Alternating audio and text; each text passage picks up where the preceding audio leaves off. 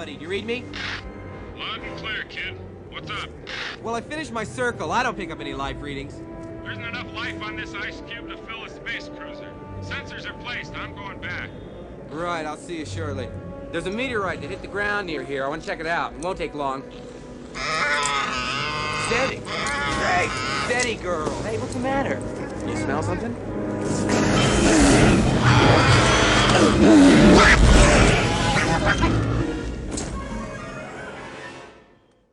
Welcome to another episode of Cinema Sleuths. I'm Luke Deckard. And I'm Matthew Booth.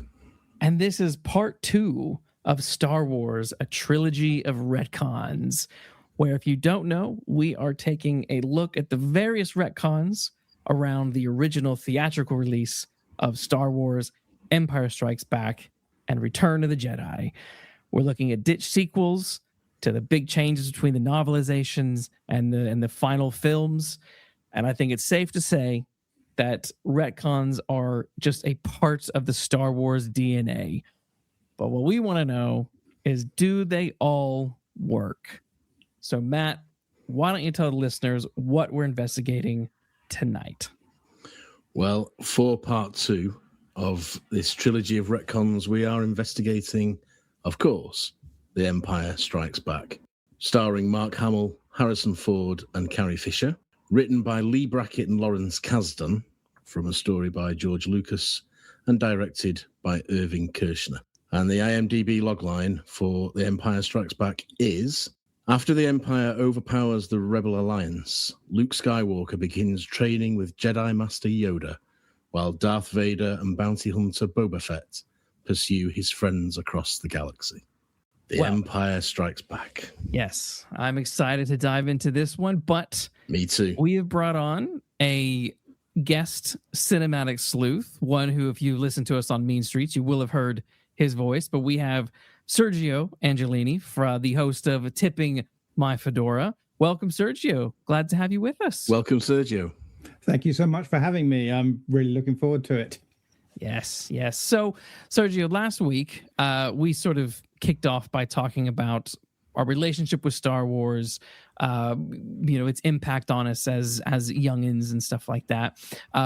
So tell us a little bit about your general relationship with Star Wars. Was this something you were a big fan of, casual fan of, or didn't give a shit about?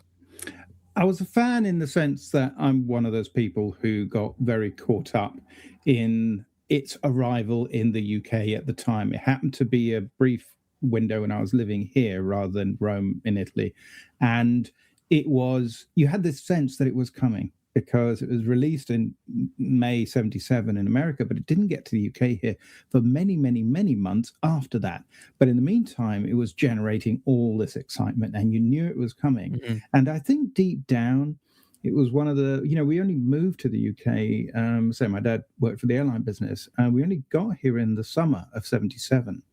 So it was kind of already starting to trickle through that there was this extraordinary thing. In a way, it was one of the earliest things for me as an 8-year-old as going into 9-year-old, by being a 9-year-old, was getting excited by something that it was sort of, I was going to explore it and discover it for myself. And so it was a big deal. I definitely was one of those people who, I got the soundtrack. I got some of the toys. I love the lightsabers. I had a lightsaber. I had one of those ones where it was really a torch with a translucent piece of plastic on top of it. Yes. So they did not last long. No. So it was that classic thing. I totally bought into it. I thought it was fantastic. Last week we talked about, did we see these films in the cinema? Obviously, I did not. Well, I was obviously not, but I was not able to do so because I was not alive yet. Makes it a little bit difficult. Oh. And I don't have a time machine. But I did see Star Wars on its re-release in 1977 with all of George Lucas's 1997. 1997. Yeah, all of the CGI insert stuff.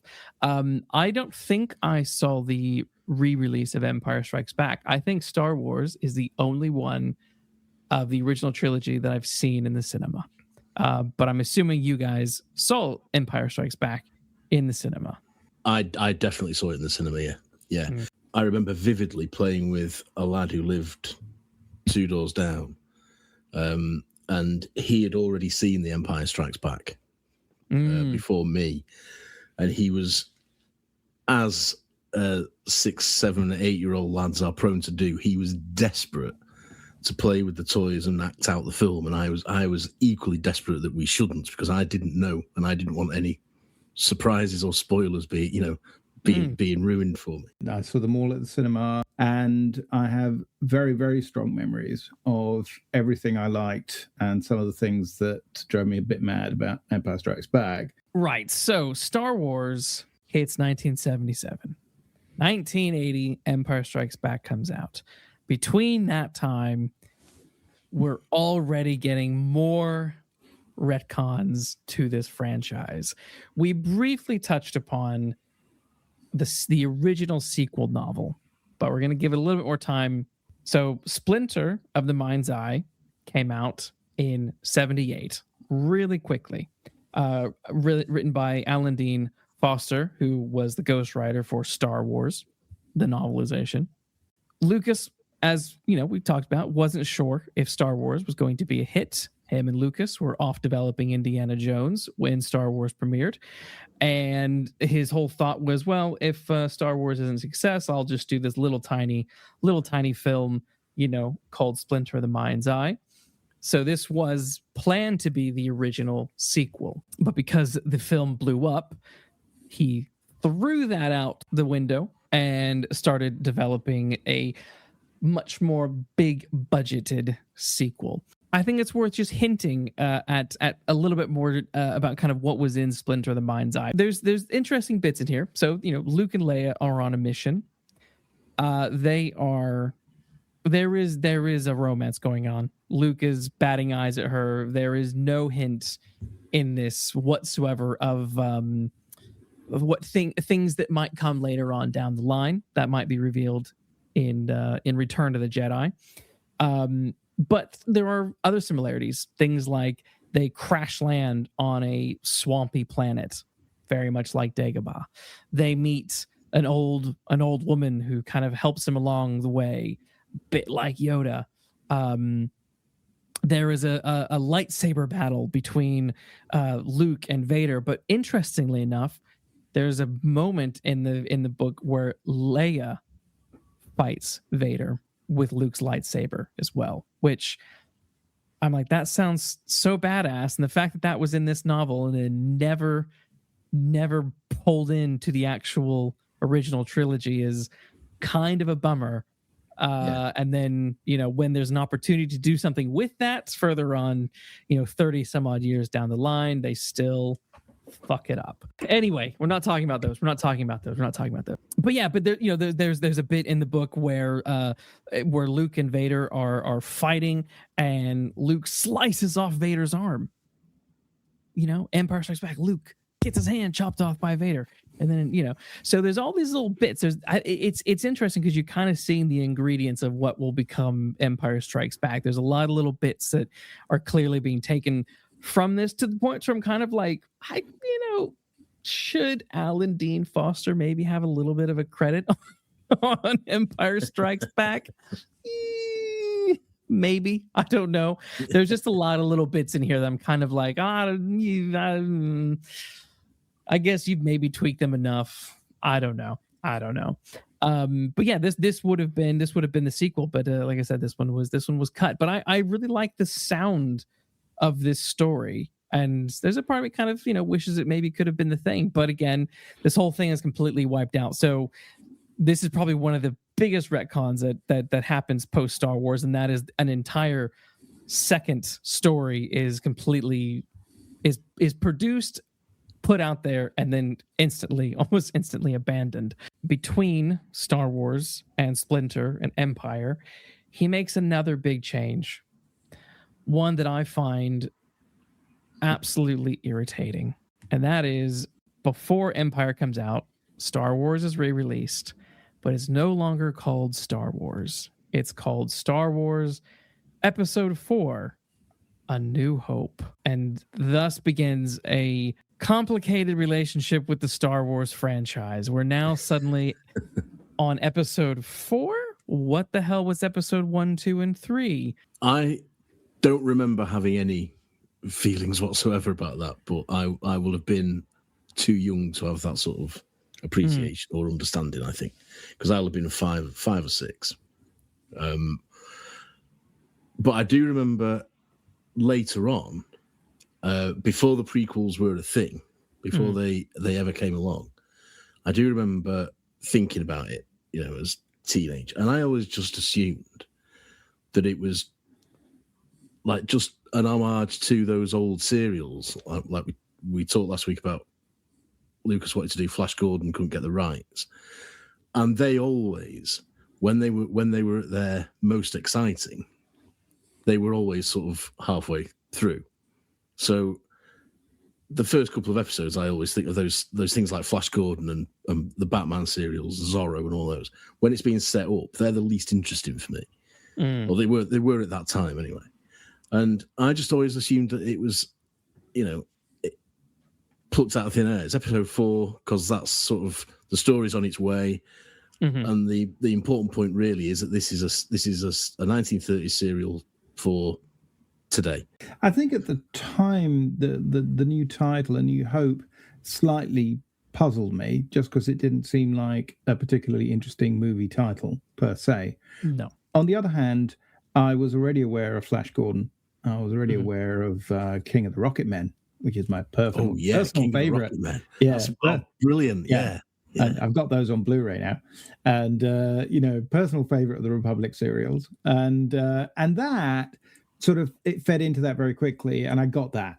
So I think deep down, this idea that what it did was, with a stroke of a pen, it suddenly expanded and created a universe. What it does is it sets up the idea of sequels. I want to know there's more.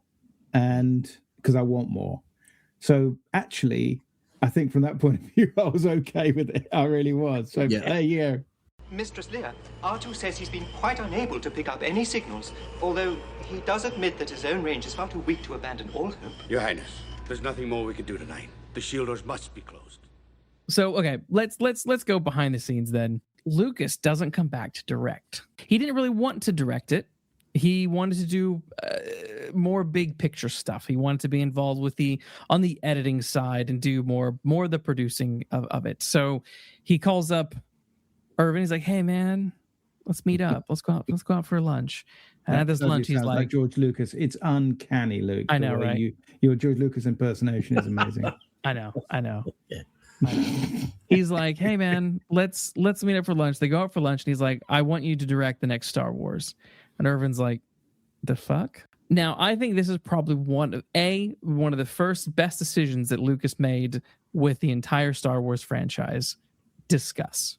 I've almost nothing to add to that because I think it's absolutely right.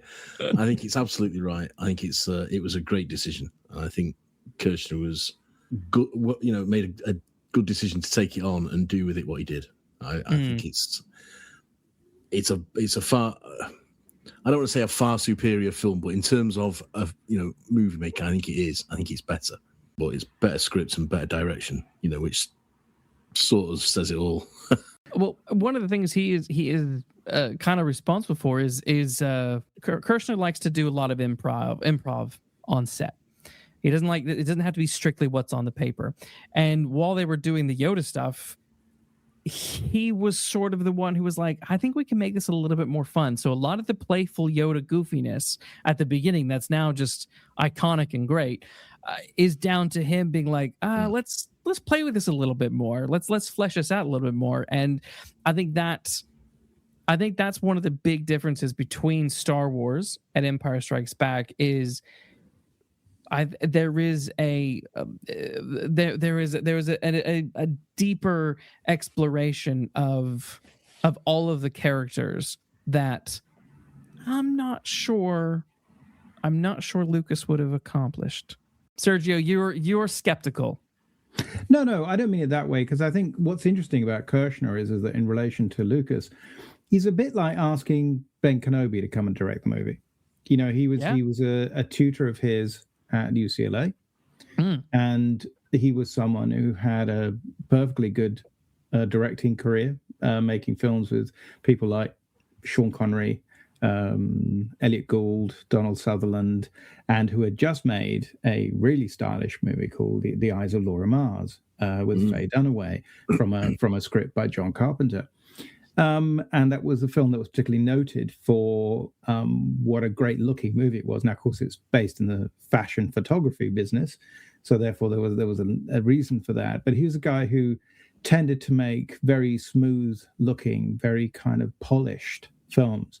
I think Lucas, you may be slightly underselling Lucas. I think if you look at his, he'd only directed 2 feature films before that.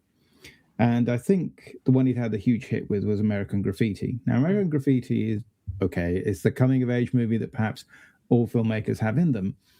But the point is that it's completely character based. It's, although there's all the fun about the cars, but, it's about interaction, and it takes a very subtle approach to character development and reaching, shall we say, dramatic peaks, but nonetheless does that. All under the shadow of the Vietnam War. So there's a lot going on in there. And I think one of the things that he doesn't always get credit for is I think that there's sometimes a gigantic amount of subtext. I mean, I think when you get to Phantom Menace, what's odd is that you've got a film that's nearly all subtext. And everybody is not enjoying the text very much. And yet the subtext is actually really, really interesting. Yes. Here, I think that when we get into Empire Strikes Back, Lucas had clearly done an enormous amount of sort of world building in preparation for what became Star Wars. And I think this idea that there are multiple stories and it might be 9, it might be 6, whatever, obviously comes from the fact that he'd had all these different ideas that were partly based on character beats and what have you. And, and as you guys discussed on the previous podcast. But it seems to me that what works here is getting an older person to make the film, someone who has is much more experienced and who has a different worldview. At the same time, Lucas is the boss, so Kershner does not, as it were, have final cut, and he knows that going in. But at the same time, he comes from a culture, particularly within people like Lucas, where the director is very important. So he's going to be a strong collaborator there. And I will get to it, but I suspect particularly when it comes to Han Solo as a character, as played by Harrison Ford, I think Kershner becomes very important there as well. But it's interesting because, of course, Lucas, and again, we're going to get to that, but Lucas is doing that in terms of the big creatives he's approaching are all from a previous generation. Because, of course, the other screenwriter he wants to work with is Leigh Brackett. And so he's making a movie directed by Irvin Kershner, who's been directing stuff since the 50s, and it was written by, in theory, Leigh Brackett, who's been writing movies since the 40s. Now, that's interesting. That's absolutely the generation that absolutely precedes him. He would barely, he wasn't necessarily born when Leigh Brackett started writing films. So it's very intriguing. Yeah. And I think that's very telling about where his mind is at. And I think if you have to sort of understand what's happening with Empire Strikes Back and what's not happening, it's partly because of that, I think. And I find that very, very interesting. I think it's a case of what we talked last week about, he has the ideas and he can take them so far, but occasionally somebody has to come in and either rein him in or polish them a little bit. And I think I'm right in saying he didn't enjoy the whole experience of directing Star Wars, which is why part of the reason I suppose he doesn't come back for this. But he knows who to go to. The Empire Strikes Back wouldn't be what it is if he'd not taken that step back, I don't think. Well, I think you've sort of teed up the next bit, and that is the writing aspect of it. And he was like, "I'm not fucking writing this shit. I'm not doing it." But he didn't want the hassle of it. He just is the long and short of it. He didn't want to have to do the rewrites and anything like that. So he approached Leigh Brackett, which there's a story that I read that he called her up and was selling her on the concept, and she was basically like, Oh, I mean, I'm assuming you're calling me because I've done all these movies and The Big Sleep and all that. Because she's one of the writers on the Bogart Big Sleep, and he was like, "Oh no, I didn't even realize that. It's all these old sci-fi books that you've done.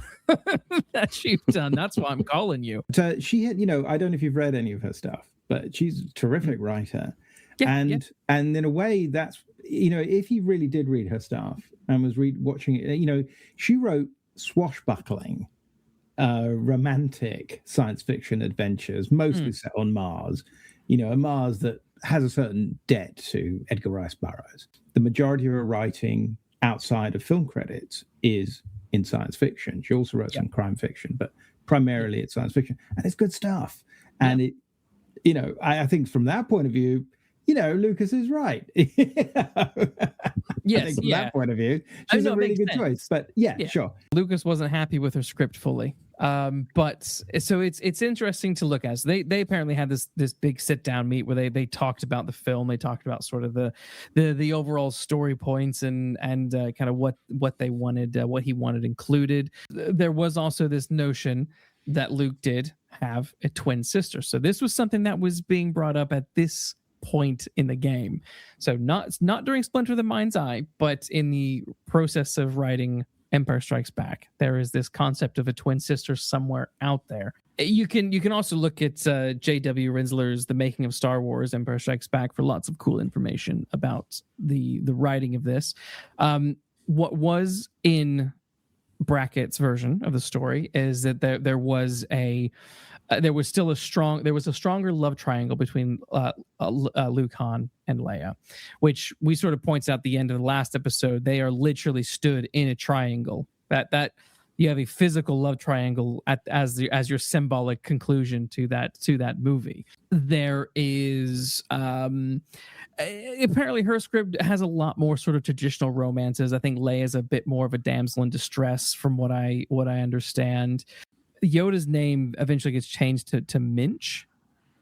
He teaches Luke how to summon Obi-Wan Kenobi, summon the Force ghost of Obi-Wan Kenobi, and brings Luke's father with him. Again, even at this point in the story, Vader is clearly not Luke's dad, and Leia is also not Luke's sister. There is another, that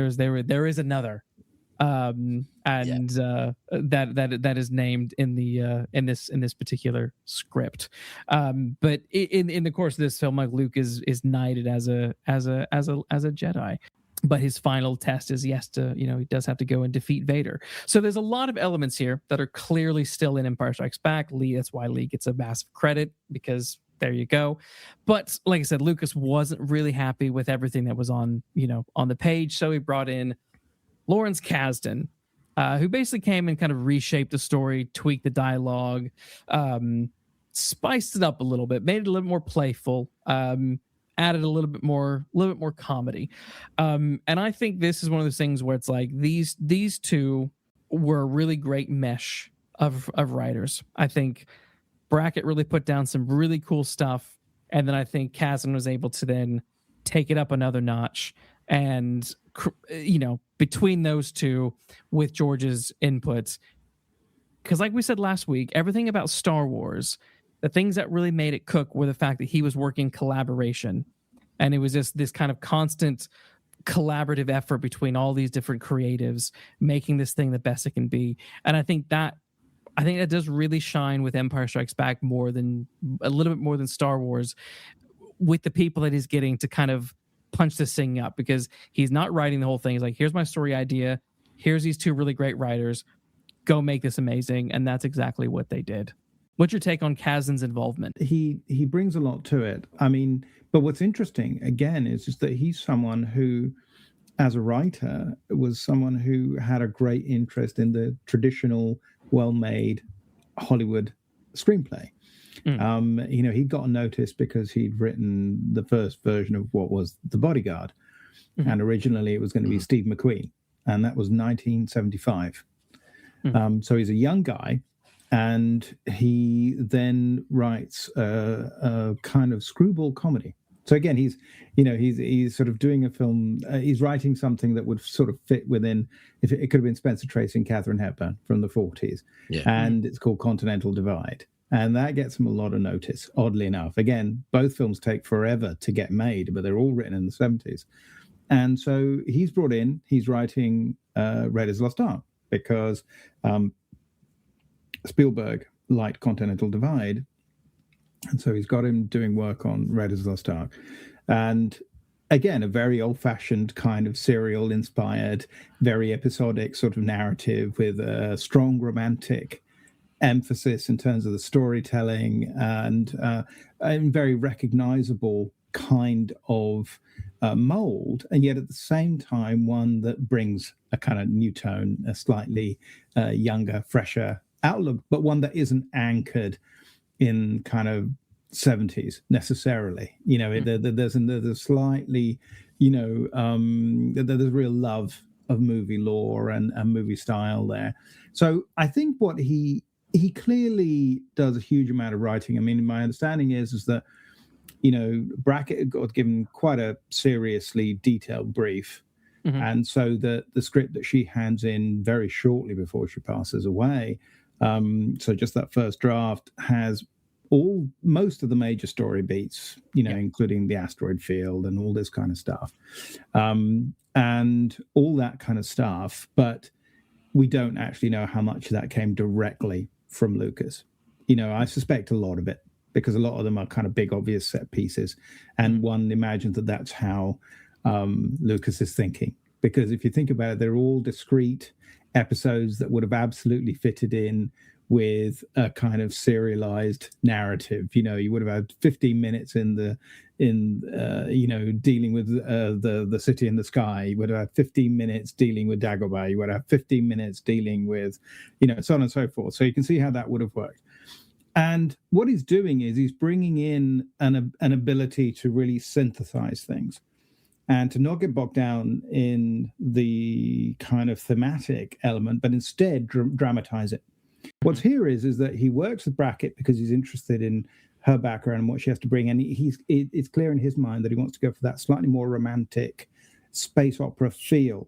And that isn't really what she gives him, because she does, in fact, give him something that I think feels too old-fashioned to him. Yes. So we get a younger writer like Lawrence Kasdan, who, of course, then comes up with, in his initial scripts that fundamentally all tend to get made eventually, like Body Heat, which is a directorial debut, of course, is very much an updated, beautifully, wonderfully updated 1940s film noir.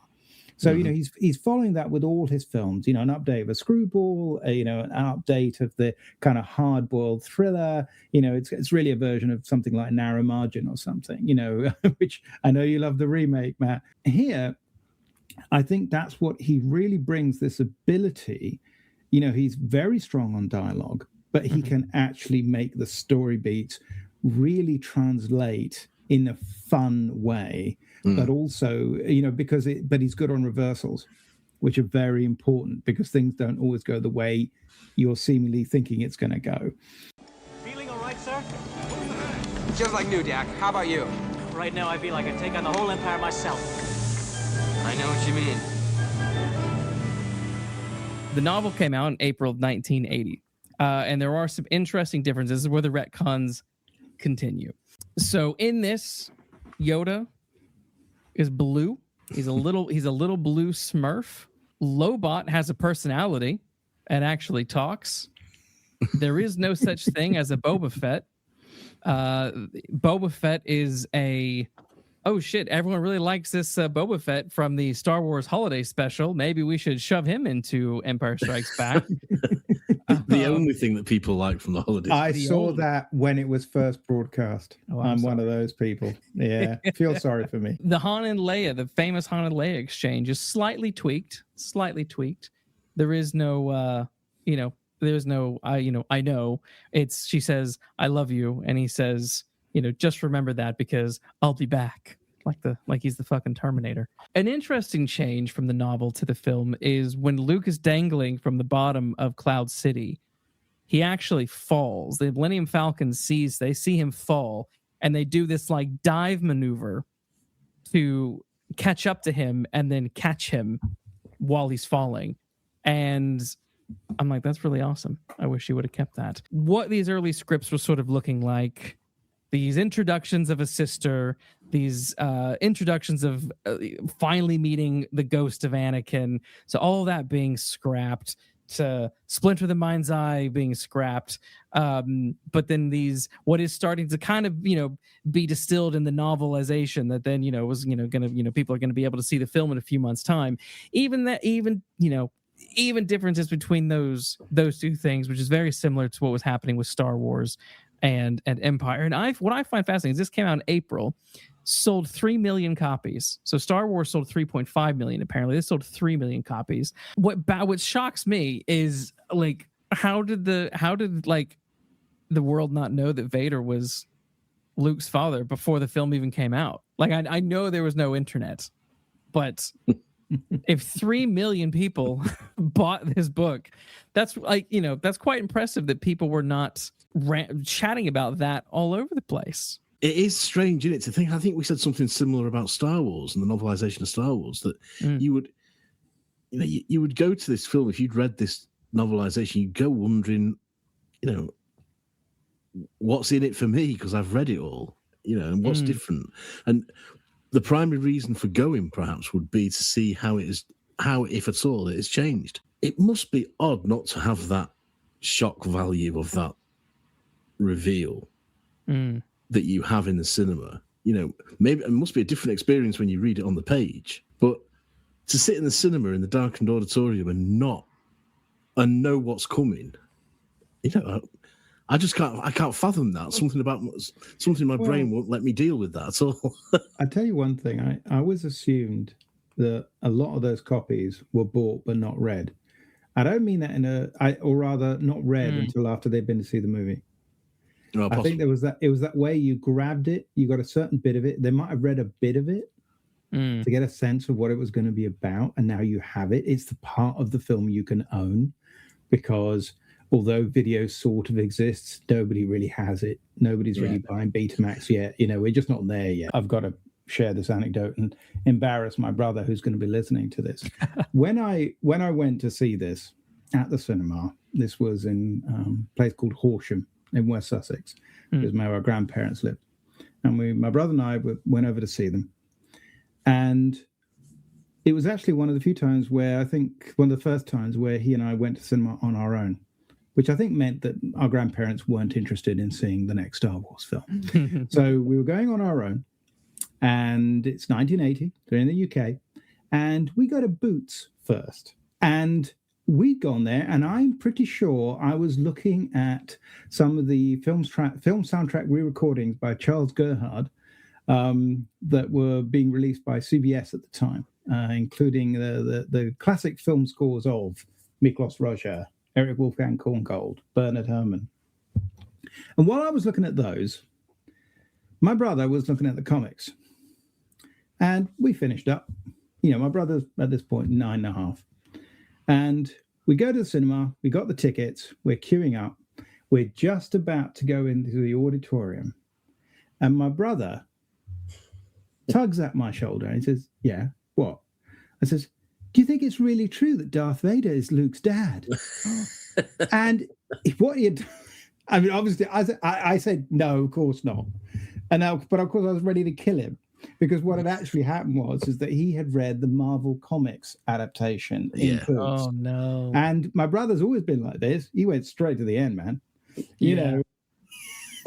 And so, and I just couldn't believe it. So he spoiled it literally, probably 5 minutes before the film was due to start. So there you go. So thanks, Marco. But I'm never going to forget that memory. That is painful. That's a killer. In total innocence, because what was sweet was, at that point in his life, if I told him it wasn't true, I was right. He believed, I was his older brother. He got out of that fairly soon, admittedly, unfortunately. Now he does what he likes. He's much brighter than I am. So that's fair. But I couldn't bloody believe it. I really couldn't. I'd be furious. On that note, I guess let's pivot and talk about the story for Empire Strikes Back. That's it. The rebels are there. My lord, there are so many uncharted settlements. It could be smugglers, it could be... That is the system. And I'm sure Skywalker is with them. Set your course for the Hoth system. General Veers, prepare your men. Admiral. Something that I sort of noticed that I was on this particular run, more than any other time in the past, was how claustrophobic the film is. It does a couple of things. We were talking about, about the fact that it's episode 5 now. The universe is expanding. The story is expanding. There's definitely a sense of the Star Wars universe expanding with this film, but at the same time, the story is very claustrophobic, in my opinion. Hoth is the base is tight and dense. These tunnels are small, narrow tunnels. All the ships that they're in, there's like no room. Like people are like smushed into the ships in the way that they aren't smushed into the X-Wings. All the Falcon scenes are really tight. People are in really small sections of the Falcon. The Falcon doesn't seem as big as it did in Star Wars. It's still the same size. It doesn't seem like it's smaller, but we are pushed in to corners of the Falcon, which I found very interesting. Dagobah is this dense forest. Yoda's house is tiny. We're going into the caves. We're going to the underbelly of this Cloud City. It's a bigger world, but I just felt this sense of claustrophobia, but in a good way. Like it's part of the story, and you feel it's like whether I don't know how intentional this is or not, if they were, but it's like this sort of, it opens with Hoth. It's out in the open, big and bright. And then Luke's storyline goes from this big open space to this this tight space where he's fighting Vader in the end. Whether that was intentional per se, I don't know, or happy coincidence, maybe. But I really liked that component of the story. Well, I like the darker side to this. Star Wars is a bit of a romp. There's a lot of humor in it, and it's a real good, feel good adventure film. This has got issues. This has got much more depth, much more psychological excitement. But I agree. I also think it's claustrophobic. Rewatching it, I think it's claustrophobic, and I'd forgotten how many close-ups there are. This is a film of close-ups of people's faces. Yeah. And that adds to that sense of, the outside world is growing because we're learning of other places that isn't really just Tatooine and the Death Star. Yeah. Which essentially is what Star Wars is. There's lots of different places in this that are referenced, and talked about. And the whole sense of the outside world expanding whilst the characters' lives and their events are contracting is great. I think it really works. So I'd agree with that. And I just like the darker tone of all this, and the more sort of Freudian side of it all, with Luke lopping off Vader's head and it being his own face inside and all that business. But still peppered with humor. There's still, Han Solo is still a comic figure in some way. Yeah. Yoda is comic at the start until the seriousness of it all starts to take over, and he starts to, you learn that almost the comic side of Yoda has been to test Luke, and see what Luke's patience is like and whether he's ready and all that business. But everything does feel scaled down somehow. The lifting of the X-Wing out of the swamp is sort of this film's equivalent to me of that scene that Sergio was talking about and we talked about last week, of that massive spacecraft filling the screen. This is sort of the closest you get to a repeat of that. So yeah, I think I'm in your camp on this, Luke. I think character-wise, it's much more intense and compact. But the greatness of the film is that it is able to do that whilst convincing me that there is a bigger world out there. I think it's a very good representation of, one versus the other. I think you're very right to sort of say, the thing about Star Wars is it's kind of two main environments fundamentally. It's the Death Star, and then you're on Tatooine. That's kind of it. And here, because instead you're in several other places as well, what it tends to do is you have less time to spend on them, actually. And what you don't have, therefore, is lots of time to go and explore the desert planet. So you don't do that. So although you've got a nice planet, you've done the opposite. The fact is that story requirements require that you spend time with the characters.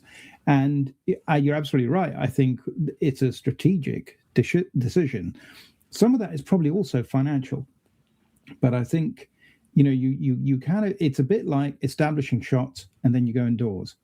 And that is whether you're inside a tauntaun, or whether you're inside a cave, or whether you're inside the belly of a beast, which is inside a field of rocks, and you're inside of you're kind of, it's almost like a Russian doll, and you're nested within.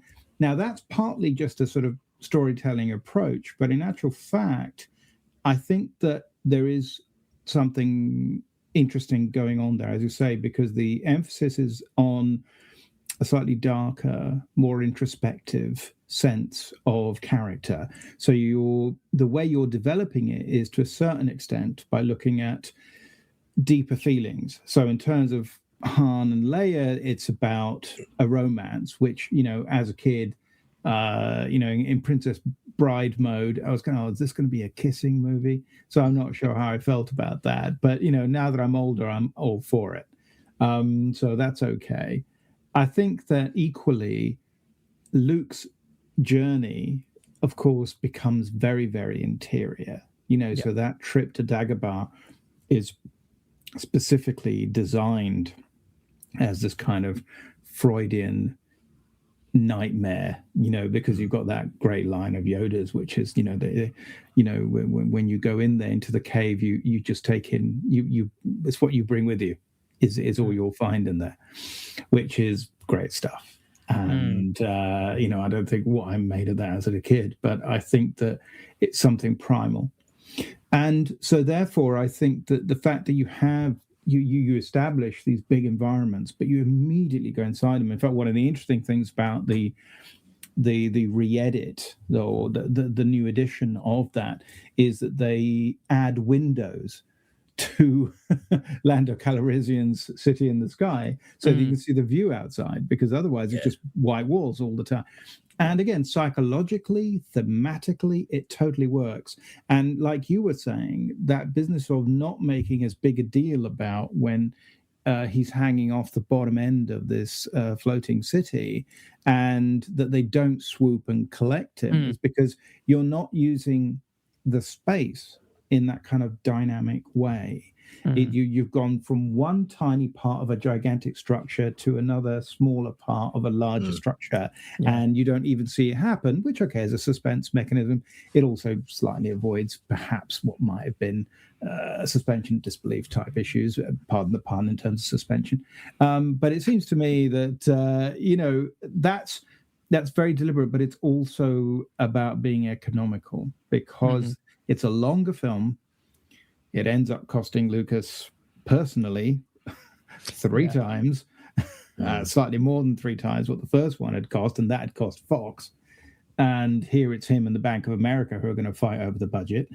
And so it's very intriguing. So I think you're spot on about that, but I think it suits the film. But again, it's this thing about, because it's the jam in the sandwich. It is that analogy. Because when we get to the third one, and I hate those Ewoks so much, but at least you get to spend an awful lot of time in the forest, and you get to go all around that damn forest, and and so on and so forth, and so you get better to enjoy that, for better or worse. But it's a real environment, and you get a sense of scale again, a sense of space.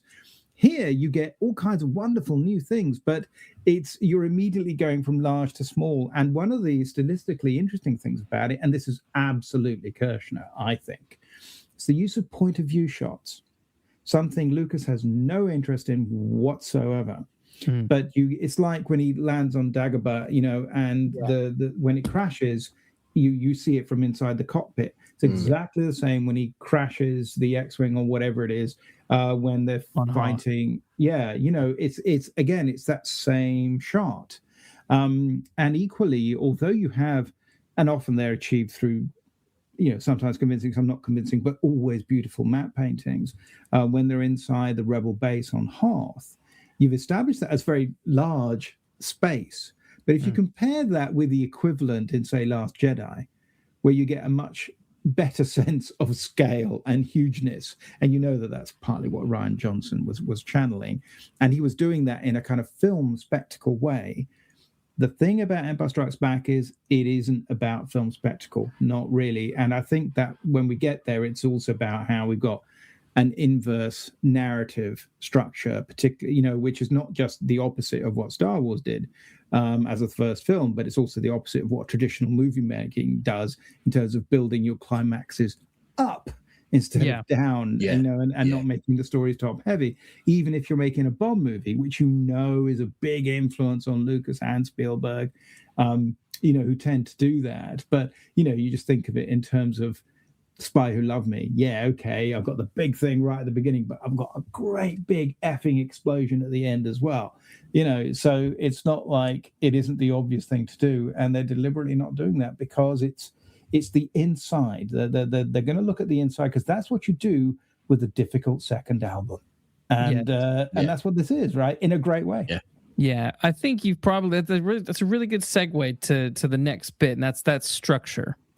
I find the structure of Empire Strikes Back very fascinating. One, from the minute it starts, the first 40 minutes, like to the dot, the first 40 minutes of this film really doesn't let up. It is pedal to the metal the whole time, and then it lets up for about 5 seconds to kind of give you a moment to breathe, and then it goes back to slamming it. But no, I found that also interesting, that the inverse of Star Wars, that we open up with Hoth. We have the big giant space battle takes place on Hoth. We have this big giant land battle that I love. The Hoth battle. That to me is one of my favorite Star Wars battles, if not my ultimate all-time favorite Star Wars battle. I love everything about that. The quiet before the storm, before the AT-ATs, and the chicken walkers start storming towards them. Once they take off and they're zooming around them and all, that is just such a great battle. But it is the big battle, but I like the fact that this starts really, really big, and then not just sort of personally do these spaces get small, but the story gets smaller, and it goes from big giant space battle to one-on-one personal battle. It goes from Rebels versus Empire to Luke versus Vader by the end, and it becomes a very deeply personal story in a way that Star Wars didn't achieve. There were personal aspects to it. There were personal components within Star Wars, but thematically and personally, for all the characters, this becomes far more personal. I love the structure of this film. I think that's probably that probably adds to why people are so fascinated and like this more, because it is so different than Star Wars. It is still Star Wars, but it is so different at the same time, and also so different to what you expect from your summer blockbusters as well. I agree with all that. Yeah, I really like the structure as well. I think it's a great payoff from all the gung ho of the first film. That is continued in the first half, say, of this film. For it then to shift gear and start to become much more introspective. So that the final battle is, as you say, man on man. And I think in many ways, Vader is most terrifying in this for me. There are a couple of scenes where you see him where he's not really doing very much, but from all that sort of parading that he does in Star Wars, and at the start of this, his two most terrifying scenes for me, even now, are when he appears out of the sort of mist in Dagobah, in Luke's dream sort of thing. And he's just walking. I know it's all slowed down anyway, but he's walking very slow and imposing.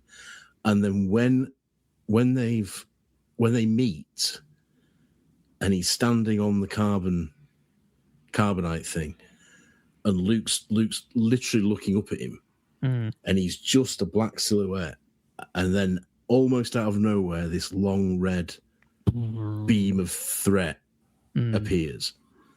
And he's very still even then. I think those are the two most terrifying Vader moments because they are so understated.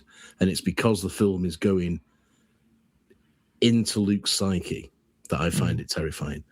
And I think it's sort of the adult heart and the more grown-up calm before the storm of back to old gung-ho excitement in the third one.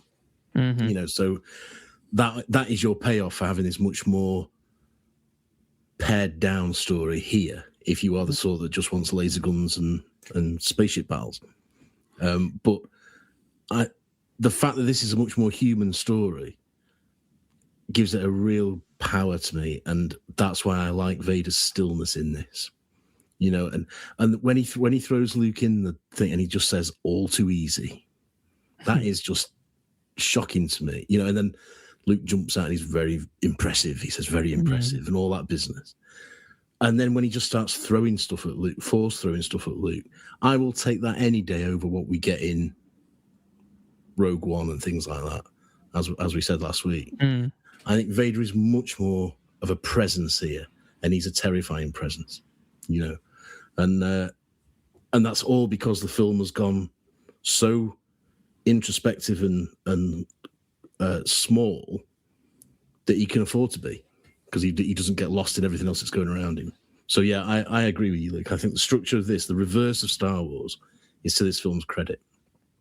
Sergio.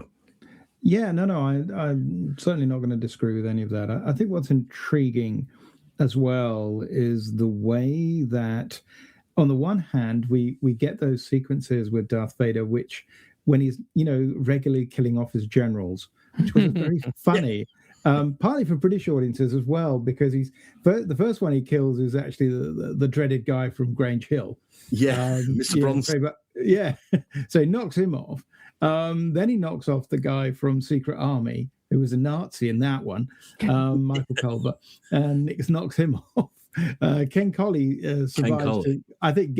Survives into the third one, I think, and is brilliant character actor. So that's sort of hilarious. You've got knocking off all your generals, and that's they're starting to. And there's a scene where he falls out of camera shot, and he's kind of looking down on the floor and trying to concentrate on what Vader is saying. So oddly enough, it has a weird mixture, and yet somehow gets that tone right. And I think that's hard. And again, a lot of that is Kershner, because you're thinking it's in the writing, but it's also in the directing. It's a comedy shot, but you're playing it just right. Yeah, and does he not say apology accepted? Yes, on when Michael Culver does. Yeah, which is a great exactly. one-liner. Although that is very Bond villain type stuff, is it not? Yeah. It is, yeah. Stromberg would have said the same, inspired by me, or whatever. But absolutely, in a good way. So yes. I think that really works, and yet at the same time, he is menacing, partly because, and Kasdan's very good on this. He talks about the fact that, and this was in the context of him writing the Solo spin-off movie, that one of the things about the Star Wars saga, the initial 3 films, is, of course, that Luke Skywalker's your focal character. And this is the one that invests the most in him as the focal character. And yet the reality of it is, I think I would agree with that, is that as a viewer, Han Solo was the attractive, interesting character. I wanted to know more about the rogue. Yeah. And, and in that sense, it's always a slightly difficult situation. And it's not it's not anybody's fault, if you like. It's not because Hamill can't play the role or anything. It's not that. It's just that here, because we, that great thing that I did not understand in 1980, not properly, but I felt very deeply when he goes into it's got a name, isn't it? The Dark Forest, whatever it is, the Dark Cave. And obviously he, defeats Vader seemingly, but the head blows up and it's his face inside it, and there would be no space at all for anything even remotely like that in the first film. It's a gigantic leap to something very different, primal, troubling, psychologically very dense. And it's not that it's not all there, but theoretically, but that's not the tone. It's not what we're doing there. What you've got Obi-Wan as Gandalf the Grey passing away, and then he comes back as Gandalf the White, sort of thing. And you accept that because he's a father figure, but he actually isn't his father.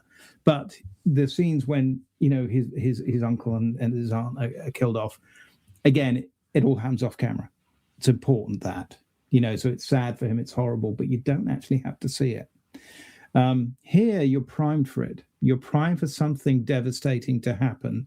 So, of course, you're leading towards that sequence, towards that part of the end of the film, which obviously is not only bigging up Luke's journey, but as you say, Matt, is also investing more in Vader, because, of course, on the one hand, he's been promoted. He hasn't got Peter Cushing to follow. Yes, that's right. Although, of course, they introduce the Emperor, and depending which version, it's either Clive Ravel or Ian McDermott. They're both good in their own ways. But it's sort of fascinating to see how that changes as well, and that changes how you relate to it. So I think that kind of inversion of the traditional action narrative, let's call it, I think serves a different purpose, but it only works if you're making another one. Star Wars was not made that way, and so you couldn't do it that way. This one you could do that way because you promise that there is going to be another one. The truth is that you're delaying, hopefully, the satisfaction of the big finish, because you're going to get that, but you're going to have to wait 3 whole years to view it. I mean, try explaining that to young people today. 3 years? Yeah. Well, to be fair, it's been it's been 3 years since the last season of House of the Dragon. So, we actually you get no sympathy from me. It was better back then. It was actually better back then. We didn't have to wait as long for as many stuff. Not for the second movie, and then the third, But anyway, that's the thing. I think it's a possibility that's available to you in this narrow, dramatic series option that Lucas has taken. So it has this possibility for a rather devastating emotional effect. I think it all works splendidly. Yeah, I think so. I think it's the difference between going, like, the first film being very, very, very hero's journey, epic fantasy, to this being the like Freudian Jungian journey. Which is still that sort of the psychological hero's journey is kind of the reversal of these two, which I think is quite fun. Yeah, and this is part of Luke's hero's journey, where he has to overcome the first real threat that he's faced. He's quite sort of sheltered in Star Wars by comparison, and this is one of the most difficult ones because it's all about him. It's about his own fears. And overcoming his own fears, the things that he doesn't yet understand, and then that is priming him to be the tougher, wiser, more experienced character that he is in the third film, when he has to really face the challenge. The challenge. This is like his sort of dress rehearsal, and he's gone in too quick. All that is very interesting stuff to me, in terms of character work. It's the more character-driven of the three, which is for me why I probably am more drawn to it than the other. Exactly. Two. Yeah. Particularly this one.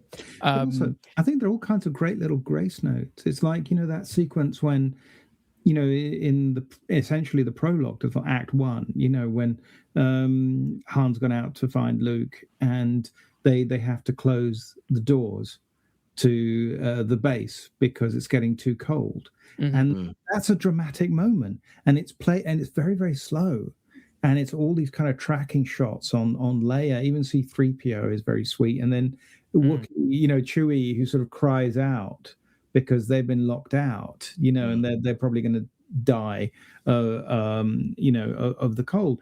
And scenes like that, or scenes when Yoda, Luke sort of says, I'm not frightened, and Yoda says, you will be, which is just a killer line, and it's fantastic. But all those little beats, are just important because they are just character beats. Yeah, and that's great. And it's building on what's gone before. So Han and Luke's relationship is advanced, which is what all good sequels should do. It's not the same thing. It's moved forward, because there's no way Han Solo would risk his life on an ice planet for Luke in the first film. No. So, no. But he does in this, because they've changed as people, and all that is good to see. That time has passed between the two films that we don't necessarily have to see as viewers, but it tells us that it has through the way that they interact with each other. All that is why this is a more impressive and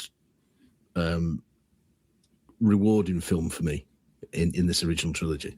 This doesn't mean that I wouldn't have enjoyed a Star Wars 1.5 where I saw the first half of the film before it climaxed with Hoth, because I wanted to see that movie. I wanted it to end with that big climax, and then the next film started. But never mind. Only in my mind. Let's pivot again and kind of focus on sort of like various key character moments throughout the film. But how am I to know the good side from the bad? You will know. Why, you stuck-up, half-witted, scruffy-looking nerf herder. Who's scruffy-looking? You got a lot of guts coming here after what you pulled. What is thy bidding, my master? There is a great disturbance in the Force. I'm, again, going back to sort of the concept of retcons and what will happen in the future. We've sort of touched upon this in sort of the writing phase, but I think, again, this film makes it very clear that there is still very much a love triangle between the three leads. I think Leia's worry, the expression of concern for Luke being stuck out, in the icy wilderness, is her conflicting emotions between which of these two guys do I like the most? What am I feeling in this moment? Because she seems it's a special kind of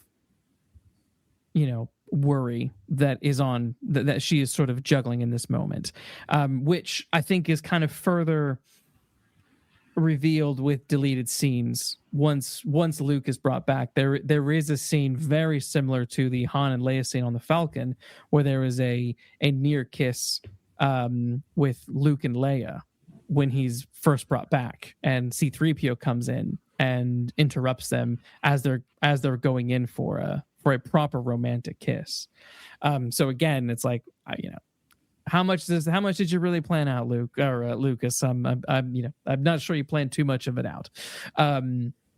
But also, I think the way in which, when Luke is hanging from the poles or whatever they're called at the bottom of Cloud City, him calling out to Leia, I'm sorry, I don't see that as a brotherly, sisterly connection.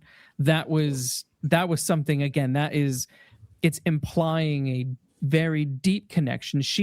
It's implying a deeper psychological,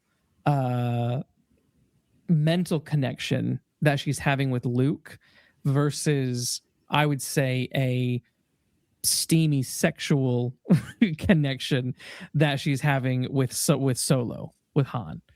And again, it makes the triangle quite interesting. It's like she's getting this psychological thing, romance from Luke, while she's getting the the physical, the physical, almost kind of lustful romance from Han. And even when she tells Han, "I love you," well, what happens right after that? Well, she goes and when they find Luke, she kisses him again.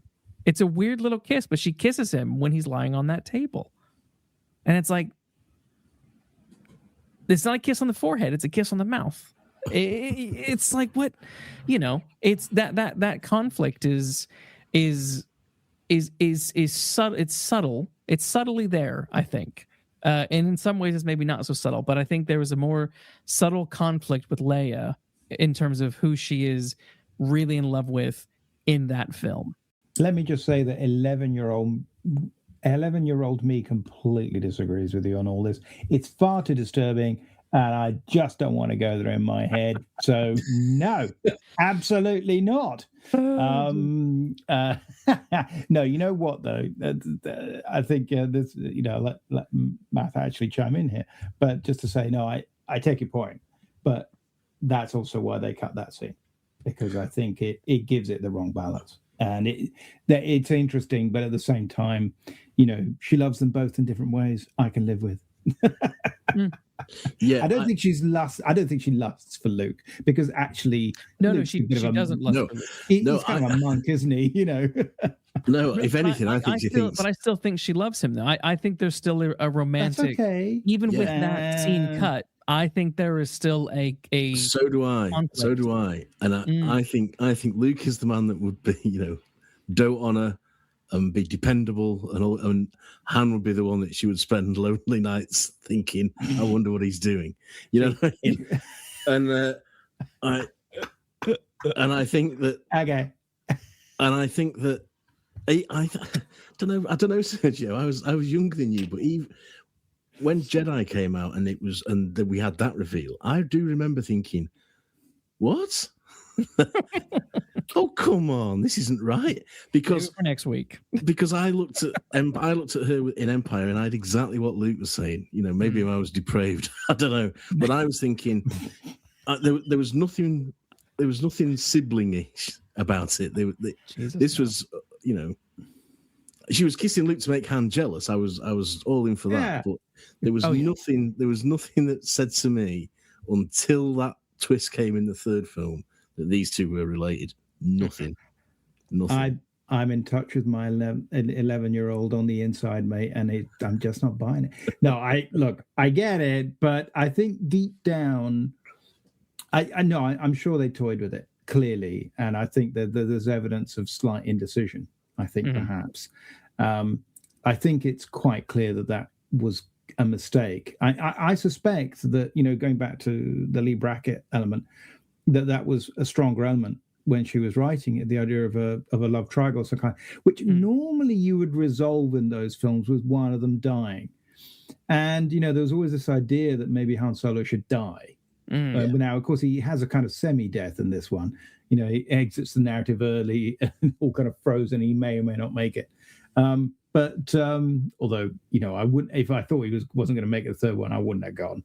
No, imagine, but I think it's one of those things where there's that thing about making movies in the 70s, and that one of the great things about Star Wars as a film, and to a degree Empire Strikes Back, because it was all shot in the 70s, you're coming from an era of filmmaking that tended to be quite bleak and quite sour, and there are very few, unless they're made by Disney, and look at the Black Hole, there are very few films which tended to have a particularly positive vibe. It was just, that was from the 60s. In the 70s, it was a very bleak era. And it's interesting, that's why it stands out, because that's why most of the Star Wars knockoffs tend to be so rubbish, because they can't divorce themselves from that kind of weirdly dystopian view that they're kind of sucked into, and make these kind of bleak, depressing, or not especially fun films. Whereas what was interesting about the first Star Wars film, the one that got us hooked, and then we could, Lucas could do what he wanted with them, but what got us hooked was the fact that it was a swashbuckling adventure with characters you really liked, special effects you had never seen before and you were totally amazed by, and so there was visual splendor, there was humor, There was engagement with the action. There was fun with the characters. And you just suddenly realize there just weren't a lot of films like that. Like I said, I'm fine with about 90% of the changes to Empire, but I think there is one change in Empire that is as egregious as the Greedo shooting first scene. And that is the changes that he makes to the original epic exchange between the Emperor and Vader. I love the original exchange. What is so interesting to me about Empire Strikes Back is trying to work out who knows what about who and when. So Vader from the get-go is Luke Skywalker is there. I want him. Okay, yeah. Is it because he blew up the Death Star? That's a really easy way of kind of explaining why he's so dogged about it. But as we will come to realize that the explanation has nothing to do with him blowing up the Death Star, but the reality of his parentage. When you get to this exchange, the original exchange is what is thy bidding, my master? And there's a disturbance of the Force. I felt it. We have a new enemy, Luke Skywalker. The Emperor's like, yeah, he could destroy us. He's just a boy. Vader said, he's just a kid. Don't worry about him. Vader's kind of defending Luke in this moment. No, don't worry about that kid. Don't worry, he's fine. Obi-Wan can't help him. Don't worry about it. And Emperor's like, no. The Force is strong with this guy. He cannot become a Jedi. The son of Skywalker cannot become a Jedi. And then Vader's like, okay, well, what if I turn him? The power play between Vader and the Emperor in this moment is very interesting. This dynamic is to me is very compelling, because on one end it's like, well, why does the Emperor say the son of Skywalker? Does the Emperor not know that Vader is Anakin? And what is going on here? Or is this or is this just a kind of a thing for the audience so they don't have to give away at that point in time that that is realistically probably what that is. But there is but in the phrasing of it, there shows an interesting disconnect. Is the Emperor saying it that way because at this point in time, Vader is Vader and Anakin is dead, metaphysically, in that kind of sense. Physically, Anakin is inside that suit, but the person who was Anakin is no longer there. So, and we know from Star Wars that Anakin was a powerful Jedi. So, but then you get these fucking changes that completely almost I don't want to say ruin the film, but it really does ruin the reveal, because it changes the dynamic of the reveal. And in the changes, it's, what is thy bidding, my master? There is a great disturbance in the Force. I have felt it. We have a new enemy. The young rebel who destroyed the Death Star. I have no doubt this boy is the offspring of Anakin Skywalker. How is that possible? Search your feelings, Lord Vader. You will know it to be true. He could destroy us. He's just a boy. Obi-Wan can no longer help him. The Force is strong with him.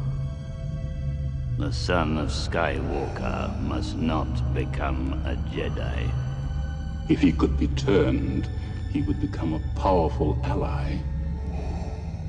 Yes, he would be a great asset. Can it be done? He will join us or die, Master.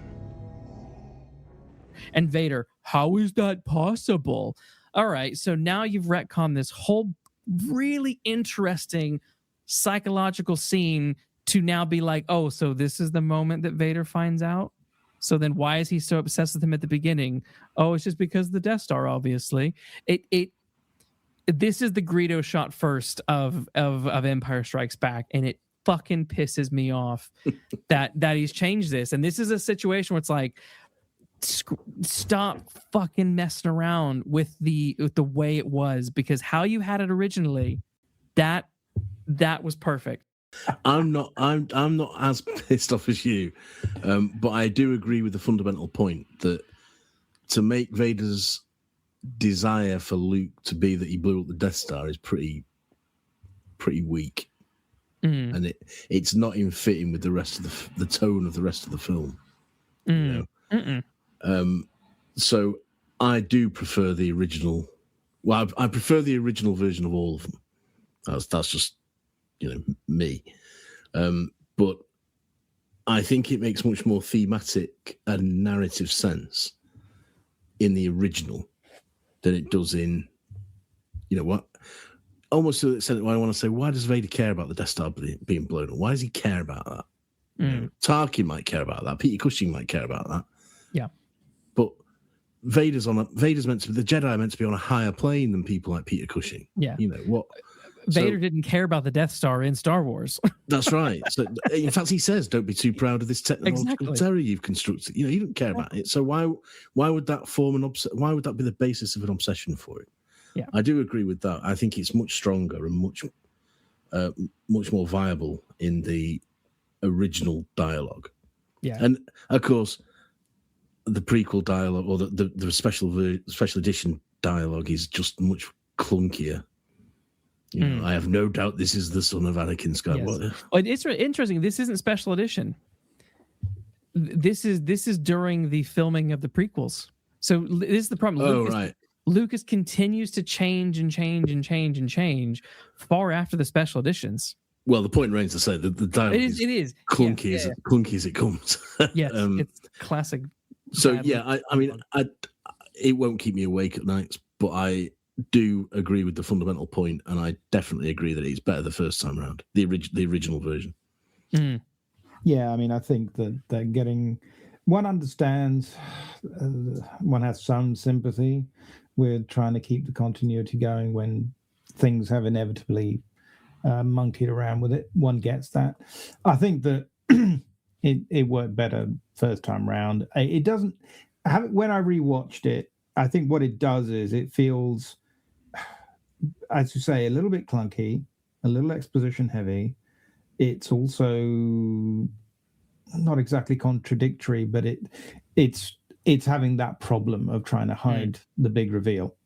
And so therefore the truth is it can't square that circle.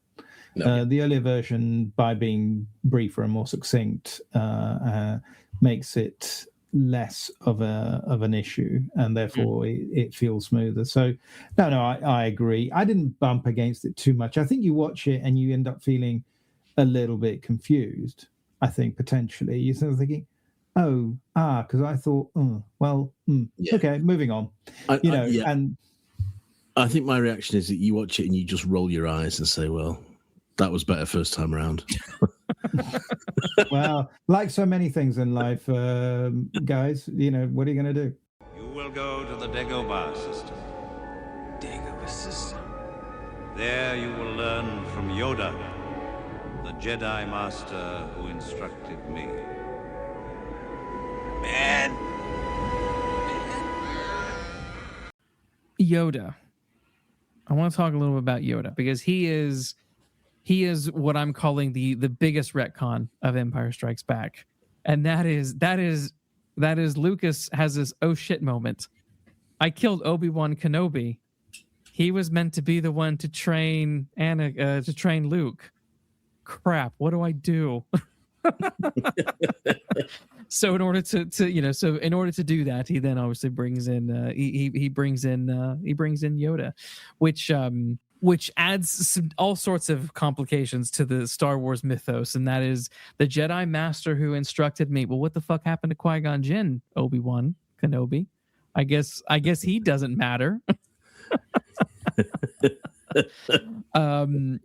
Which it's one of those things like, if you have all the ingredients, just stick with what you've got. Just stick with what you got, because that's perfectly interesting. Perfectly interesting what you're doing with just that alone. You don't need to introduce Qui-Gon, and it's this weird idea of sort of, I guess trying to keep Yoda at this in this weird sort of saintly, position. Throughout the prequels, as we'll come to see. But even the whole kind of character of Yoda is sort of constantly being retconned back and forth over the years. Like why is he on Dagobah? What is Dagobah? Is it a Jedi training ground? Why is it so strong with the Force? Why is he there? Well, the prequels end up telling us that he's there, and then other Star Wars media tells us that he's the one who figures out how to summon the Force ghosts, and he's the one who summons Qui-Gon, and blah blah blah blah blah blah blah. It's just sort of like, oh, all right, whatever.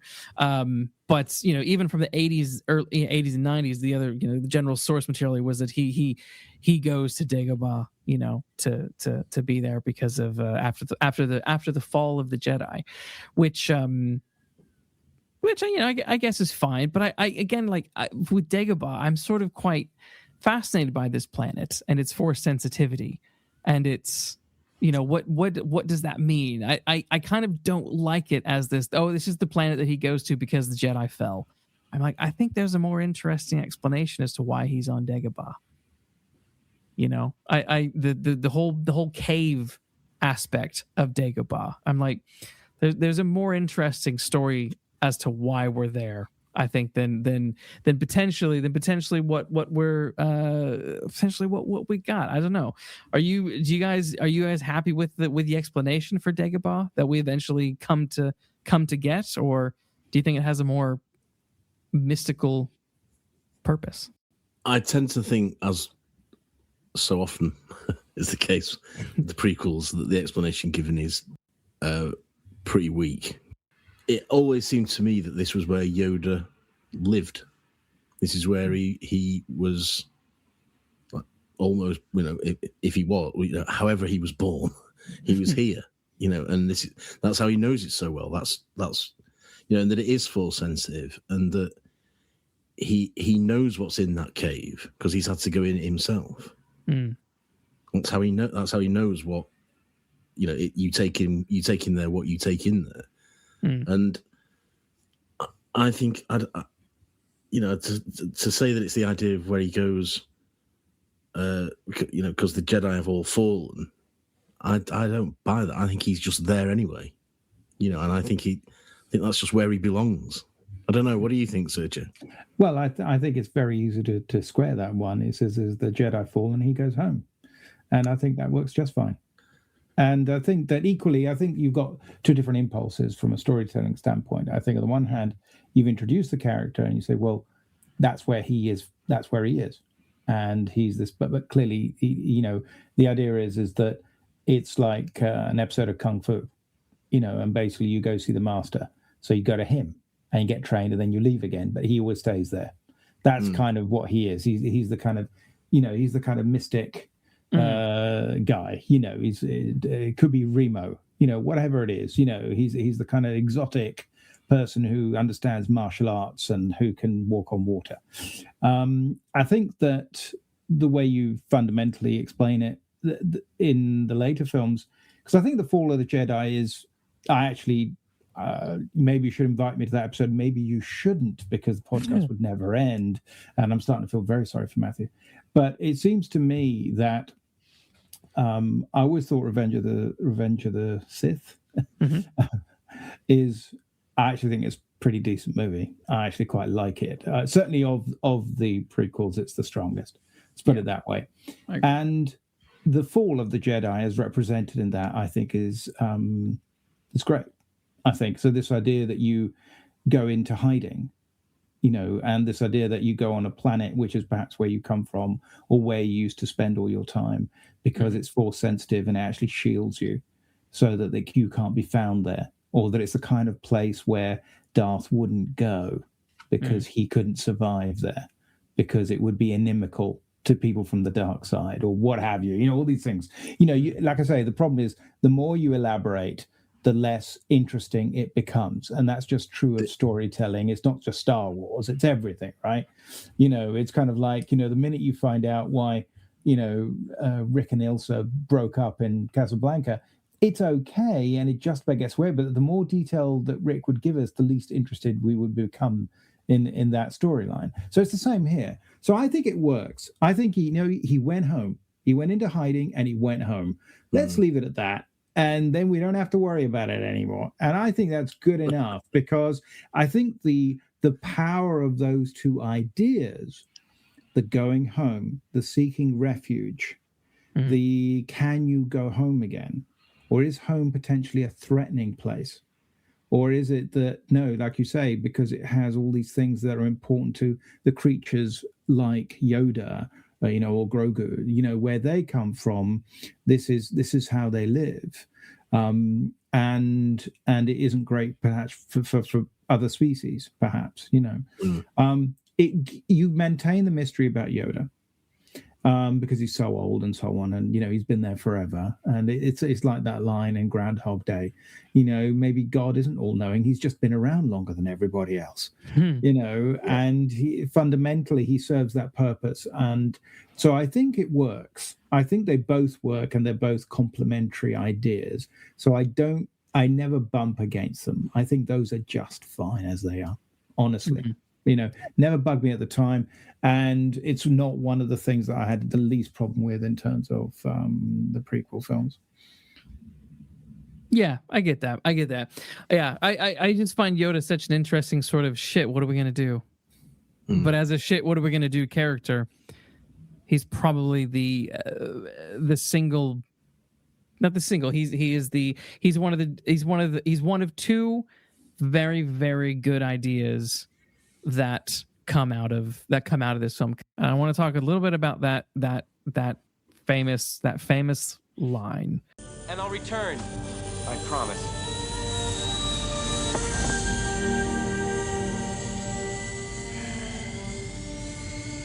Told you I did. Reckless as he. Now, matters are worse. That boy is our last hope. No. There is another. There is another. Now, interestingly, Lucas put that in there apparently as a signal to the audience that this could be a Game of Thrones before Game of Thrones situation where no one is safe.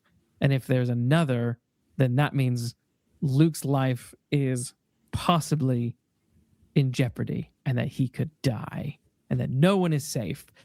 Look, I don't think that line accomplishes that, though he does say this. He actually said this. This is from Lucas's mouth. But I like the implication of that, and I like the idea that could have been amplified, but it comes at a point in the movie where Han is already being tortured and frozen in carbonite, and Luke is coming in to save the day. There's not enough time left in the film you're not going to kill both of your heroes at the end of your movie. I don't think, unless you're going to let Leia become the hero in the end of in the third movie. But there is a part of me, it's kind of like, ooh, this is a good idea, Lucas, and I kind of wish you maybe took it that far. I'm not saying that I want Luke to die per se, but that level of threat, which I think we'll come on to in the third episode, when that becomes a bit more of a sticking point for certain actors and characters. I like the idea that there could be real jeopardy. I mean, no one expected Spock to fucking die in the Wrath of Khan, and then holy shit, Spock is dead for, a couple of days. But he's still dead, But I guess for you guys, when they utter this line, there is another, like we kind of discussed with the kind of the conversations between Obi-Wan and Luke about Anakin, and us viewing, or me viewing the story at that point is clearly Lucas saw Vader and Anakin as two different people. Yeah. Who is this? There is another. And you're in your head, you're in there watching Empire Strikes Back, nothing that's coming. In your head, what's the story that's going in your head? Do you want to answer first, Sergio, or shall I? All right, I'll get it out of the way. I just assumed that there was someone else who would be brought into the narrative. I think at that point, again, we've gotten used to approaching these kind of narratives in a different way, haven't we? So it'd be the idea that you'd assume something like that, but there it was more a kind of the idea that no, it's because there's going to be another film, and therefore it's just seeding stuff for the next movie. And that I was okay with that. It was something else to be discovered going forward. I was never that crazy about the Leia thing. I mean, it's not terrible or anything. The Twin Kids is a fun idea, and it actually is quite a nice idea in the prequels. But it was certainly not in my thinking. I don't know about you, Matthew. But, no, absolutely not. Absolutely not. I didn't sit there as a 6-7-year-old thinking, oh, that's going to be Leia. I sat there thinking, well, who's that going to be? I can't wait to find out in the next film. Yeah. Yeah. Who is it? It was a tease that you didn't know what to think about of it. But I never saw it coming that it would be Leia, and I have never bought into it. At the time I didn't buy into it. We'll talk about this when we do Jedi, but and I sort of also think I agree. You're not going to kill Luke off, so what's the point of this? I think it would have been more rewarding and better if the dialogue a bit between Obi-Wan's ghost and Yoda had not been that boy was our last hope. No, there's another, as it is, but have been that boy's our last hope. I know what we're going to do if he doesn't come back, sort of thing, and get it up that Luke may not survive it, and then what the third film is going to have to be something completely different. That I think it could have been built up better, and it could have been the foundations could have been laid better if that's what they wanted to suggest, that Luke might not come out of this alive. Rather than, because then there is another becomes a bit of a Deus Ex Machina for me, almost to the extent that you say, well, if there's another that can do what Luke's doing, who cares? Because almost by this point I'm thinking, well, Han's gone. Well, this is I'm ready to walk out, really. Yeah. Well, also, I think what it also did was it made Yoda even more special, because his ability to see into the future and know things that nobody else knows. Even Obi-Wan from The Great Beyond seems to not actually. Now, of course, he does know, at least in terms of the retcon factor. We know he knows what he means, and it's a question of. So that's not relevant necessarily, but I thought also it just added extra things to the Yoda character, because of course it means Yoda gets the last line, and then we don't see him again. So that's kind of great, because I think that he's a strong character. And if you think about it, this idea that you've got, a Muppet character who they've actually made it work so successfly. Which is, I say that as a fan of Frank Oz and the Muppets in general. I watched the Muppet Show. I thought it was fantastic. But I think that they do great things with that character. You completely buy into it, and therefore I think it just adds to his strength. So from that point of view, I think it's the right beat. He has to say something vaguely mysterious, vaguely pointing to the future, and that we don't entirely understand, and it has to pay off. I'm not crazy about how it pays off, but it does pay off, and they did think it through, and I'm all for that.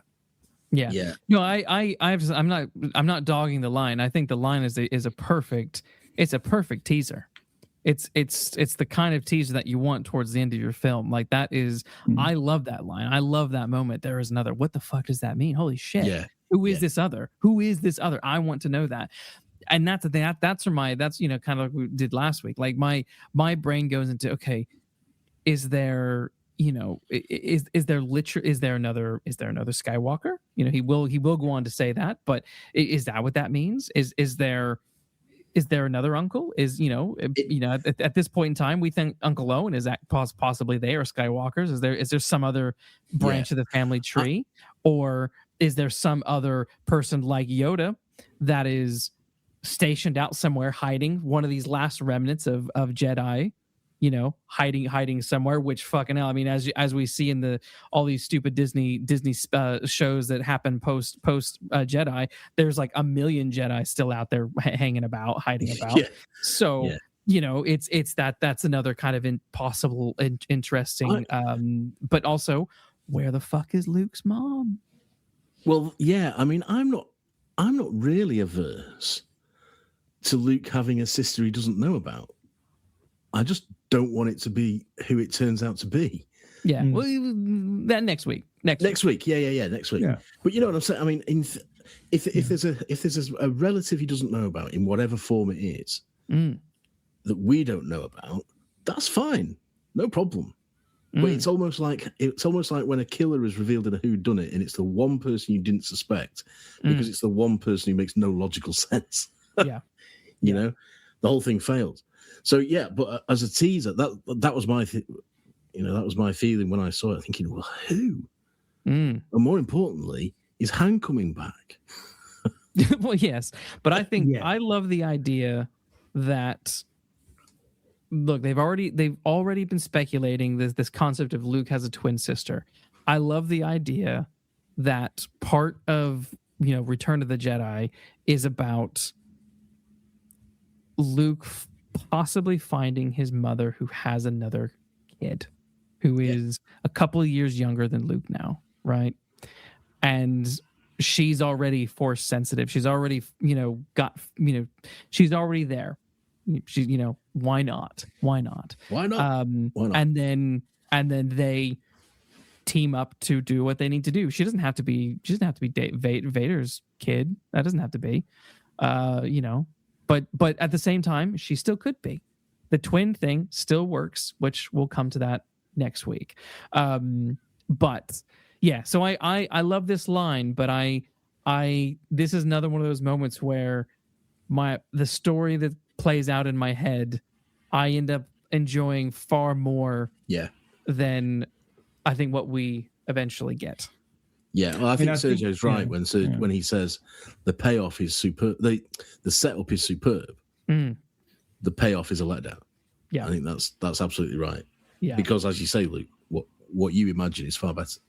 Yes. Would you join me for a little refreshment? Everyone's invited, of course. Having trouble with your droid? No problem. Why?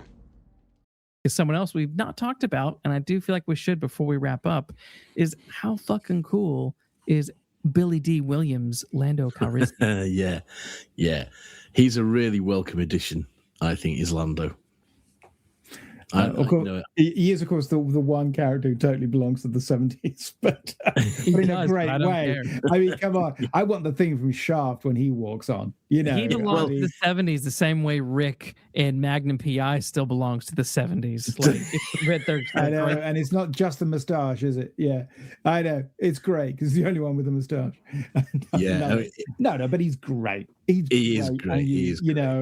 And again, it's actually quite fun to sort of, again, you've got a backstory there that's, but it's there, but you don't know quite what it is. And, in a way, he's a bit like Han Solo, and Han Solo is our favorite character anyway. And so it kind of makes sense. And, which is why I was looking forward to the Solo movie. But there you go. Yeah. It doesn't work, which is a shame, but it has bits of it that work. But no, he's fantastic. But also Billy Dee Williams, it's great. And he was, he was a reasonable name actor at the time, which is brilliant. He'd done a lot of those really interesting films. He was a great Scott Joplin in that biopic, for instance, and things like that. So no, terrific actor. So he's marvelous in it. It's great to spend time with him. Yeah, he's one of those. He is obviously the new Han Solo. They're like, we need another rogue. Han Solo is becoming more heroic, less roguish. He's becoming more of the, more of a knightly figure. So they inject this dude into the film, and he is sort of what Han. I kind of speculated what Han could be. You couldn't fully trust Han Solo in the first movie. He had his selfish desires, he had his selfish impulses. He's got his motive and what he wants to do, and but ultimately he never actually like betrays anybody. And I think what I love about Lando is we meet him. There's this bit of tension, but then it's quickly fizzled out, and everything's, oh no, we're cool. And then the next thing you know, he throws them at the feet of the Empire, throws them at the feet of Darth Vader in that awesome scene in that long like dining hall.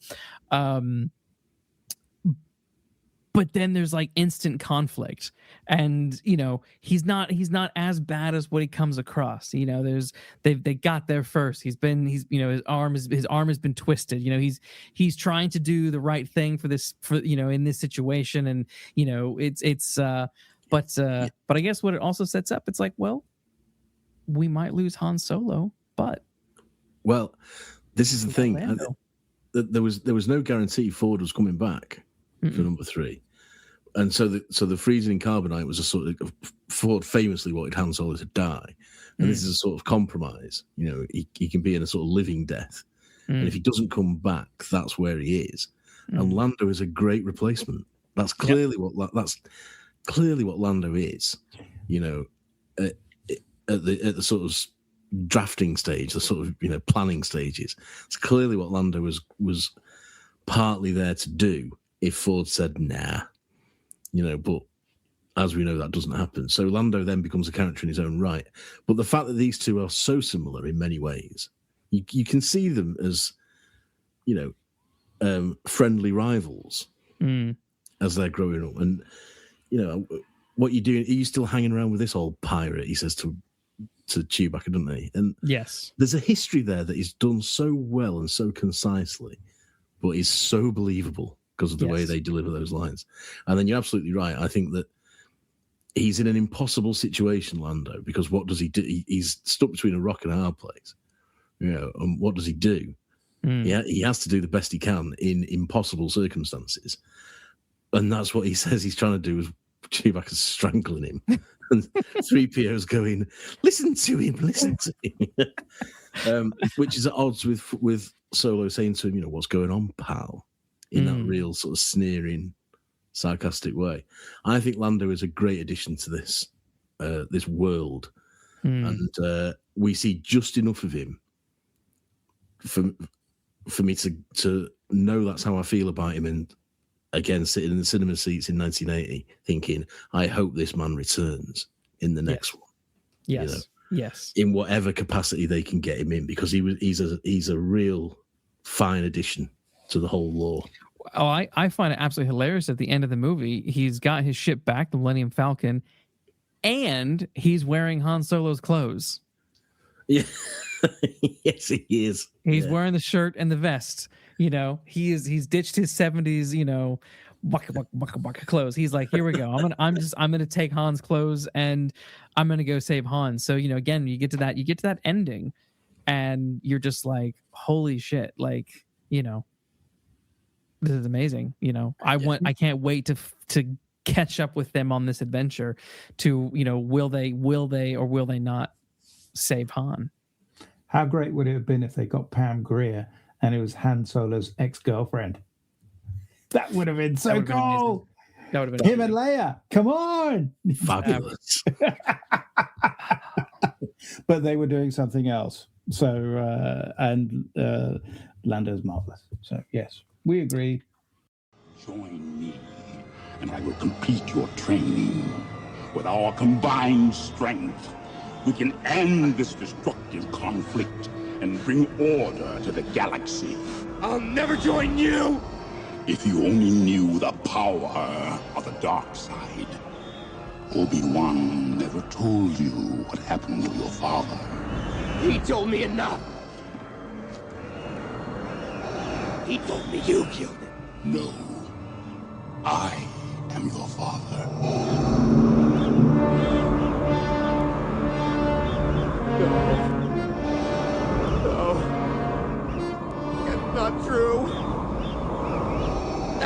impossible! Search your feelings. You know it to be true.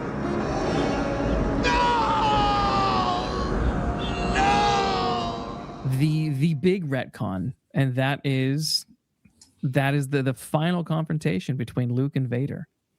We were so bought, sold on this story that Obi-Wan fed Luke, oh well, this young pupil of mine, Darth Vader, well, he betrayed and murdered your father, oh, okay, all right, well, fuck that guy, and like as we talked about last week, that sets up this interesting possible revenge storyline. Does Luke want revenge for his father's murder? That's why he goes after Vader, who knows? But I tell you what was so fascinating about this is Luke is actually consulted with psychologists about this to sort of determine how people would react to this, how kids and viewers would react to this, and they basically said, look, there's one of two options.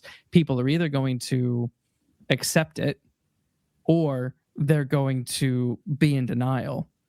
Which is exactly what happened. Both from reading the books, the novelization, and seeing the film, there was this reaction of people who either accepted it and people just no, this can't be the truth. They're going to change. This is going to be explained. This is going to be explained. This can't be the case. This can't. But this is where in terms of retcons, I am fully on board with this one. I think this is one of the most clearly one of the most iconic retcons in cinema history.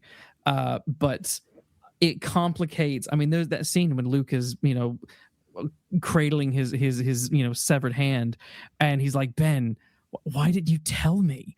Like there's a confused, angry tone to his voice when he's saying that. Not just because he's in pain, but I think because he's very pissed off. And I like this is sort of really caps this whole film off. How it goes. It starts off so big in this open, plain of snow and ice to this just moment of my whole world is just shattered. Yeah. Like Space Hitler is my dad. Holy fuck. Yeah. The whole thing's been about, this intergalactic war. And now it's about a man or a boy and a cyborg. Well, it's becomes an internal war, doesn't it? And it becomes an internal war. Yeah. Everything Luke has believed. This is what I love about it. Everything that Luke has believed up until that point, he now thinks is a lie. He's in total flux. The whole thing is in total disarray. The Rebel Alliance is all over the place. Luke's all over the place. Han's frozen all over the place. The whole thing is shattered. It's like the breaking of the Fellowship of the Ring. They're all over the place. And how are they going to come back together? Yes. As cliffhangers go, it's absolutely magnificent. Yes. And what I also like about it, and I've always liked about it, is you say people will be in denial, but the minute Vader says search your feelings, you know it to be true. And we know that the Force is all about you can sell things from your feelings. Luke's response to that is to go into meltdown and then say, Ben, why didn't you tell me? So it's true. You can deny it if you like, but search your own feelings because it's true. Yeah. And then the film goes off. It's brilliant stuff. Yeah. And I think for something that's so outrageous and so off the wall and such a surprise to then be absolutely confirmed by in one line and a follow-up performance that uses everything that has been set up before is pretty masterful. I reckon that's pretty masterful. Yeah. I agree. I'm in love with how this film ends. There are a few that end so perfectly, and I think the Fellowship of the Ring is a really great example of kind of that very, very low moment, which is interesting because Fellowship of the Ring ends. That's the first, but this is the second. But this really feels like this is the first time with Lucas, it feels like this actually feels like the middle of a story. This is where I'm sort of like, you might have had kind of vague ideas of how you wanted this overall kind of story to go, because this does feel like the low point before your finale. And it is, look, Empire Strikes Back is, it has a couple little drawbacks. It has its retcon problems, but look, I would say Empire Strikes Back is a masterpiece, and am I going to say it's the best of all the Star Wars films we've ever had? I don't know. We'll wait till after Jedi to answer that question. But Sergio, any final thoughts? Well, no, two things I was going to say. I do think that what's interesting here is that if you compare it with the revised edition of Blade Runner, which is to say the ending where you just get the doors closing. Imagine Empire Strikes Back just ends with him falling off. So literally it's the Sherlock Holmes at Reichenbach Falls. And you just see him go down. Fade to black. Right? Because if you think about it, that the way they get him out of that, the how do I get out of this, is incredibly weak. And it's very irritating. It's always bugged me. When I used to watch the film in the early 80s in Rome, we used to rent it on Super 8. And they couldn't quite make the whole film fit onto the reels. The Super 8 format was actually terrific. But the film is a little over 2 hours. It's actually now slightly longer in the kind of standard version that we now have. The original version, I think, is 2 hours 4. And they chopped about 3 or 4 minutes to get it to 2 hours, which is in terms of the lightsaber duel between Darth Vader and Luke. Because, again, it's very, very episodic. You go through a number of different stages of the fight. So it does tend to stop, start. And then, when he finally sort of says, I'd rather die, which is this extraordinary moment, but which then sort of turns into, how do I get out of this thing? Now, the way that works, as far as I'm concerned, it has to work, should work, but it's not presented that way, is that Luke is using his powers to find an escape route. But it's not presented that way. And so literally it's kind of like, it's like when that door suddenly, that trap door opens and he falls through the trap door and he ends up on that chute that, and then he's going to fall off the end. And makes no sense. Makes no sense at all. And it's really odd how they don't work a little harder to make that work. It's very strange. It could be Darth doing it, to call him by his first name. It could be Luke. You could do this in a number of ways. All you need is literally a few close-ups of hand gestures. So, you decide not to do that. So it's utterly arbitrary. It's very interesting because they probably ran out of time, ran out of money, blah, blah, blah, all the obvious kind of relaxed reasons, or they felt because of the emotional punch of that moment, it doesn't matter.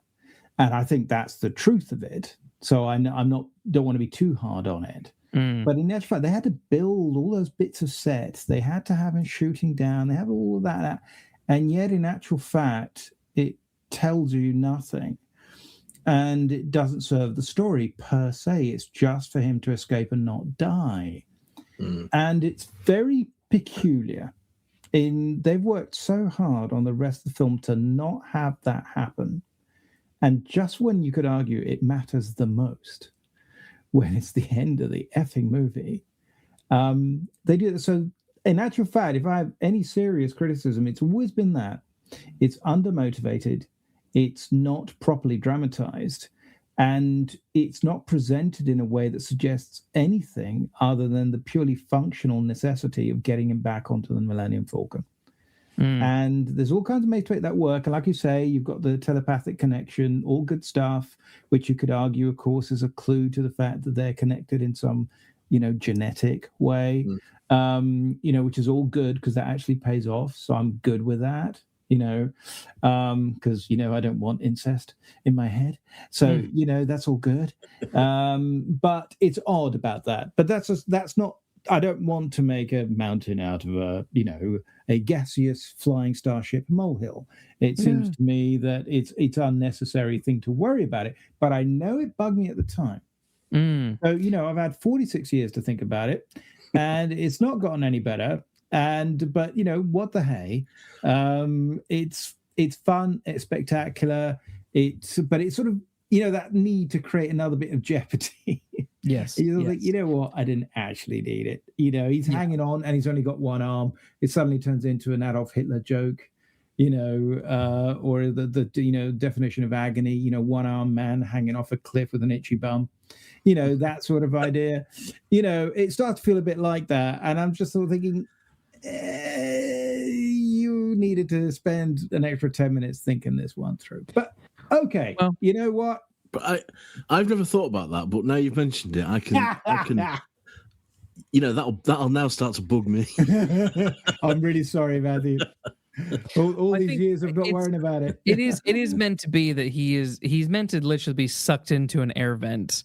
That is what's meant to happen. That's what we're meant to be seeing. But I've always found it a clunky visual. It's too convenient, isn't it? Yeah. It's a very sort of, if we were seeing these air vents opening and shutting the whole time that he was fighting Vader or standing there, then you could maybe accept it a little bit more. But it does look like a convenient fall into a convenient tunnel. We'll be exploring all sorts of conveniences in part 3 of Star Wars: A Trilogy of Retcons when we get to Return of the Jedi.